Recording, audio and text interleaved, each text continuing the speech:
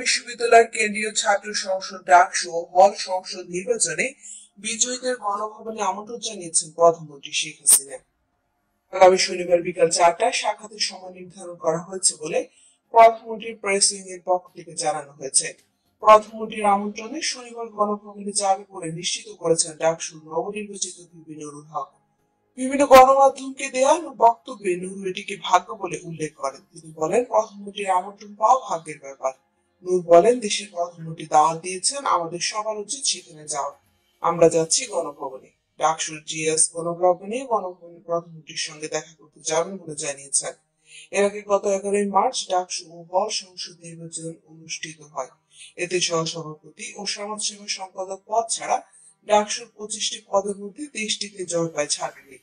ঢাকা বিশ্ববিদ্যালয় কেন্দ্রীয় ছাত্র সংসদ এই নির্বাচনের ইতিহাসে এই প্রথম ক্ষমতাসীন দলের ছাত্র সংগঠন ভোটে বেশিরভাগ পদে নির্বাচিত হলো।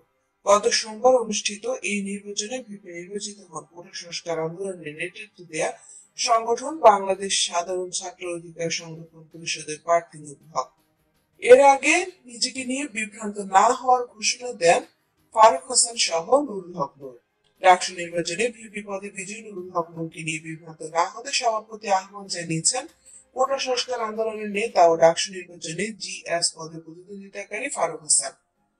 ডাকসু নির্বাচন নিয়ে যুগান্তরের লাইভে এসে তিনি বলেন, যাদের ম্যান্ডেট নিয়ে নুরুল হক নূর বিজয়ী হয়েছেন, ঢাকা বিশ্ববিদ্যালয়ের শিক্ষার্থীরা যদি চায় নুরুল হক নূর শপথ নিয়ে আমাদের জন্য আগামী 1 বছর কাজ করুক, তাহলে ছাত্র সাধারণ পরিষদ নুরুলকে সেই সুযোগ দেবে।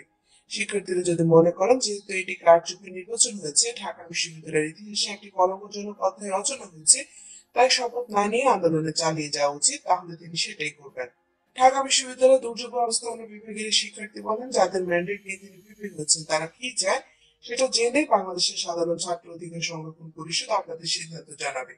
ফারুক হাসান বলেন, তার আগে ঢাকা বিশ্ববিদ্যালয়ের শিক্ষার্থী ও বাংলাদেশের জনগণকে আমরা বলতে চাই, আপনারা কেউ বিভ্রান্ত হবেন না, আমাদের উপর আস্থা রাখবেন।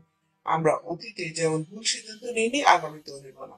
আমাদের কোনো আপডেট মিস করতে না চাইলে এখনই সাবস্ক্রাইব করুন আর পাশের বেল আইকনটি প্রেস করুন।